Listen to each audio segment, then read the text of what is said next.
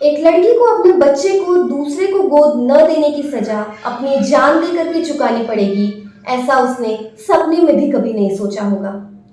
आज के इस वीडियो में मैं आप लोगों को एक ऐसे रियल इंसिडेंट के बारे में बताने जा रही हूँ जिसे सुन करके आपका दिल बिल्कुल दहल उठेगा।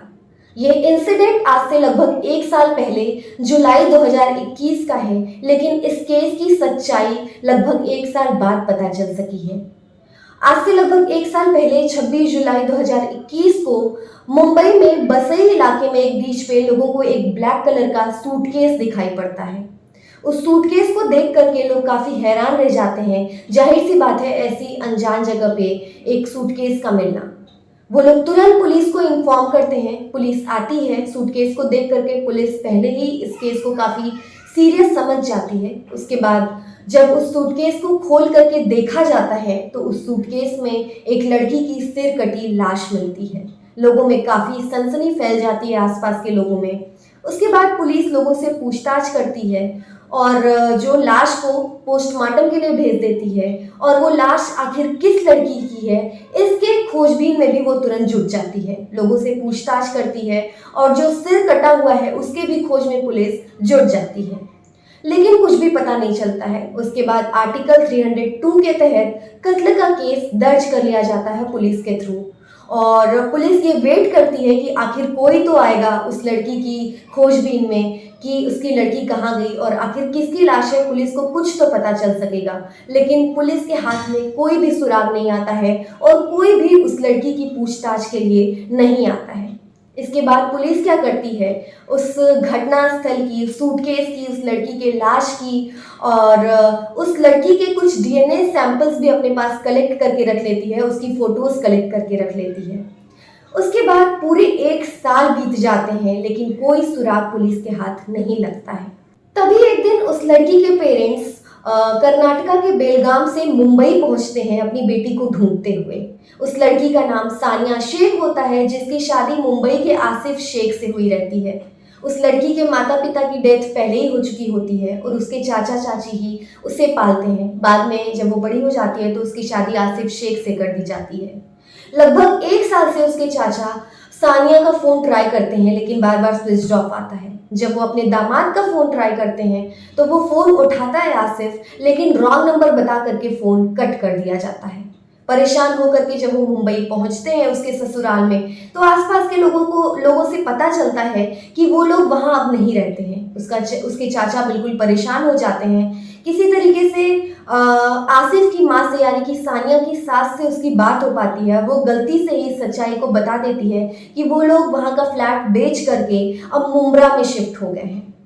वहां से उसके चाचा मुंब्रा पहुंचते हैं। मुंब्रा में वो आसिफ और सानिया की बेटी अमायरा को जब देखते हैं तो उसके बाद वो सानिया के बारे में उसके ससुराल वालों से जब पूछते हैं तो वो लोग झूठी कहानियां बता देते हैं। कहते हैं कि सानिया का कैरेक्टर नहीं ठीक था और किसी दूसरे लड़के के साथ उसके संबंध थे और उसी के साथ वो भाग गई है।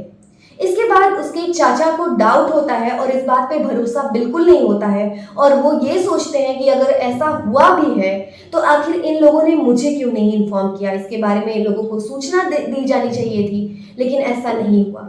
इसके बाद उसके चाचा पुलिस में जाकर के रिपोर्ट लिखवाते हैं 29 अगस्त 2022, यानी कि इसी साल। उसके बाद पुलिस तुरंत एक्टिव हो जाती है और जो उस सिरकटी लाश की फोटोज उन्होंने ली हुई होती है, उसकी फोटोज वो लोग उसके ससुराल वालों को, यानी कि पुलिस जो है उसके ससुराल वालों को दिखाती है, तो वो लोग साफ मना कर जाते हैं कि ये लाश वो लोग नहीं पहचानते हैं और ये कौन है ये लोग नहीं पहचानते हैं। लेकिन वही सेम पिक्चर्स जब पुलिस सानिया के चाचा को दिखाते हैं, चाचा चाची को, तो वो लोग तुरंत पहचान जाते हैं कि ये सानिया की ही लाश है। उसके कपड़ों से भी पहचान हो जाती है।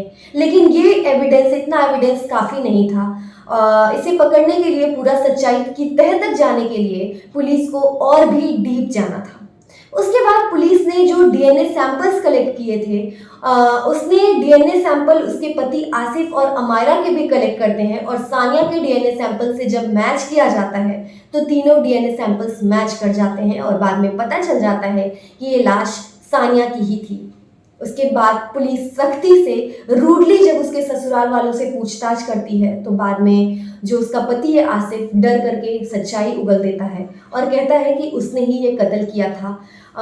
26 जुलाई 2021 को बकरीद का दिन होता है और उसने ही ये पूरी हत्या की साजिश, उसके कत्ल की साजिश रची हुई होती है अपने परिवार वालों के साथ मिल करके। इसमें सानिया का ससुर, उसकी सास, उसका भाई, उसका पति सभी शामिल होते हैं।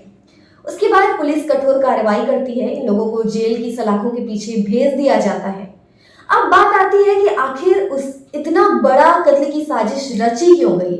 उन दोनों की बेटी भी थी, तो आखिर ऐसी क्या वजह आ गई कि इतनी रूडली उन लोगों ने इस तरीके से उसे मारा? वो लोग बाद में ये भी बताते हैं कि कैसे उन लोगों ने इतनी बुरी तरीके से कत्ल किया। जब पूछताछ की जाती है तो ऐसा मामला सामने आता है।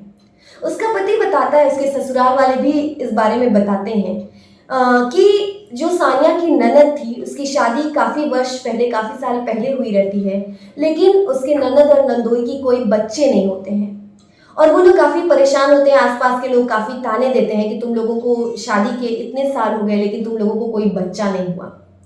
उसके बाद इसके ससुराल वाले, सानिया के ससुराल वाले, जब अमायरा पैदा होती है तो सानिया को फोर्स किया जाता है कि अमायरा को गोद दे दें अपनी ननद को, लेकिन सानिया इस बात से बिल्कुल मुकर जाती है कि वो अपनी बेटी को किसी को भी गोद नहीं देगी। उस दिन से ही शुरू हो जाता है उसकी हत्या की साजिश। वो लोग शुरू कर देते हैं कि किस तरीके से सानिया को मारना है। 26 जुलाई 2021 को ये घटना को ये लोग अंजाम देते हैं। उस दिन सानिया को एक पानी के टब में ये लोग डुबो देते हैं, उसके बाद उसकी जान निकल जाती है और इस हत्या के बारे में किसी को पता न चल सके, उसके बाद ये लोग क्या करते हैं, सानिया के पूरे बाल भी काट देते हैं और उसके चेहरे पे एक जगह तिल होता है, उस तिल को भी ये लोग काट देते हैं कि किसी को इस बारे में न पता चल सके। इतने से भी जब उन लोगों को संतोष नहीं होता है, उन लोगों को लगता है कि इसके बारे में हो सकता है लोगों को पता चल जाए, पुलिस उन लोगों को गिरफ्तार कर ले, तो सिर को धड़ से अलग कर देते हैं। उसके बाद उसकी सानिया की ननद होती है, उसके हस्बैंड को ये लोग बुलाते हैं और उसके धड़ को एक सूटकेस में पैक करते हैं, ले जा करके बसई में एक बीच में उसको फेंक देते हैं और उसके सिर को एक खाड़ी में फेंक दिया जाता है ताकि लोगों को पता ना चल सके। तो इस तरीके से ये लोग पूरी हत्या की साजिश रचते हैं। हालांकि सच्चाई अब लोगों के सामने है और जो गुनहगार हैं वो जेल की सलाखों के पीछे हैं, लेकिन इतनी कम सजा उनके लिए शायद काफ़ी न हो। कठोर से कठोर सजा उनको मिलनी चाहिए। जिस तरीके से बेरहमी से उन्होंने सानिया की हत्या की, उसका मर्डर किया, और पुलिस की भी इस मामले में तारीफ करनी चाहिए कि कितनी बुद्धिमानी से एक साल पहले जिस बारे में कुछ भी नहीं पता चला, जिस कत्ल के बारे में, लेकिन उसने बुद्धिमानी दिखाई और डीएनए सैंपल्स कलेक्ट किए, पिक्चर्स ली और उसी वजह से, उसी एविडेंसेस की वजह से ही आज सानिया के जो गुनहगार हैं वो सामने आ सके हैं और अपनी सजा को भुगत रहे हैं। ऐसे इंसिडेंट्स आजकल आए दिन न्यूज़ चैनल्स पे, न्यूज़पेपर्स में आपको देखने को मिलते होंगे। कैसे लोगों की लाइफ लोगों के लिए एक खिलौना मात्र हो गई है। आपकी क्या राय है इस पूरे मामले को सुन करके? इस वीडियो के कमेंट बॉक्स में कमेंट करके मुझे ज़रूर बताइएगा। Thank you so much.